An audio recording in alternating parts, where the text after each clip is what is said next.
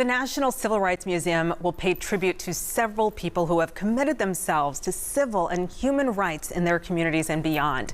The Freedom Award has honored notable leaders over the years, from Coretta Scott King to Spike Lee, Nelson Mandela, Oprah Winfrey. Next week, several others will join that illustrious list of honorees, including a lifelong Memphian, the president of the National Urban League, and more. To learn more, President of the National Civil Rights Museum, Dr. Russell Wigginton, is joining us this morning. Ooh, I don't know how you do it every year. Yeah. It's a special event, and we couldn't be more excited than to celebrate Memphis and celebrate National Civil Rights Museum. Okay, so tell us what's in store for attendees this year. It is a terrific lineup. We have three amazing individuals, and I'm particularly excited that we're lifting up somebody here locally in our community. Velma Lois Jones is a iconic Memphian, and everything she represents is part of the good of this city. So there we're she is. so excited to have her. Tell us about her. She really impacted education. A wonderful educator, a woman of fortitude, a woman of bravery, a woman who stepped out and led in multiple other spaces. And so her spirit is a part of this community, and at the young age of 95, she promises to inspire. I can assure you of that. I already know that. Talk to me about the decision process, because, I mean, how do you pick who is going to win each year? Yes, we have a pretty thorough process, and it's inclusive of our board of directors, certainly, and we spend a lot of time as an organization thinking about this in advance and compiling candidates and really thinking through what's important, what is reflective of the organization that we represent, and we always circle back to connecting to the legacy of Dr. King, and so we're thrilled to continue this amazing event that was started the year of our founding in 1991. Oh, wow. So civil and human rights. Civil and human rights. Okay. It gives us the space to lift up folks who may be from outside of this country, and as you've mentioned already, we've had several honorees who come from elsewhere outside of the U.S., but so many of them got their motivation and inspiration from the civil rights movement here in this country.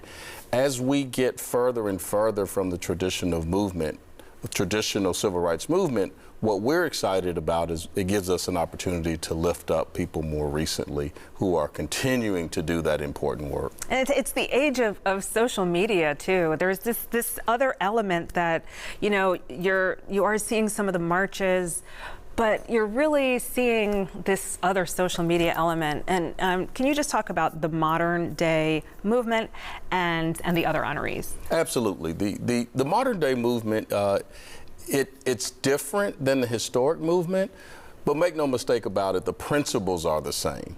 And how people operate in various spaces is really important now. Historically, we lifted up the movement mostly through the three local channels that we used to have. Now it comes through in so many other places. It's also harder to keep people's attention, quite frankly. Ooh, tell it, brother. And so if you're going to do the work, you have to be a combination of have patience, but also a sense of urgency, and you need to be strategic. All of these leaders are. Mark Morial has been a phenomenal leader for the National Urban League for the last 20 years, and prior to that, he was mayor of New Orleans. The journey he has taken the National Urban League on is one of profound influence. And certainly Mark Sussman, who has led the Gates Foundation. The international contributions that they have made are too many to count, and his personal story is one that will inspire everyone. So you've got to come to the museum's Freedom Award to learn more about that. Okay, so it's not just about these great minds and how they've impacted the world. There's also entertainment. Larenz Tate. Yes, Lorenz Love Tate, Jones. absolutely. Yeah, so he's going to be Larenz hosting. Tate is going to be the hosting, and he promises to both help people reminisce about his great abilities as an actor. But also, he's got some thoughts and opinions about what it means to be an engaged citizen today. So you'll get a chance to hear from him. Okay, and so Wendy Moten also. Absolutely. Okay. I mean, we are so thrilled to have Wendy Moten. We know the kind of soul and just spirit that she brings, and it would not be a Freedom Award. I mean, when you live in Memphis, your entertainment better be on point. Oh, better be on, like, yeah, next level, beyond. What do you hope that people take away from this? It's Thursday, October 16th, 5:30 p.m. is the red carpet at Halloran Center. I want people to be reminded of a couple things. Number one, of the greatness and the power and the potential of this city. This is a celebration about the National Civil Rights Museum holistically, but it's grounded in Memphis. So this is a celebration for Memphis. I also want people to use this as an opportunity to be rejuvenated and be reminded that the work of yesterday still matters. The work of today is hard, but we're going to push through because better days are coming. Oh, I like to end, better days are coming. That's a great way to end. Really appreciate that, Dr. Wigginton. Come see us at the National Civil Rights Museum's Freedom Award. I'll see you there. I'm going. All right. I'm going to be there. And the Freedom Awards Gala is shining a light on the people, as you heard, who motivate us to make our community stronger. So that inspired our Live at 9 question of the day. Hover your phone camera over the screen, look for the yellow bar, tap it and vote. The question, who inspires you most to create positive change in your community? Is it a teacher or mentor? Is it a local community leader? Or is it family or faith?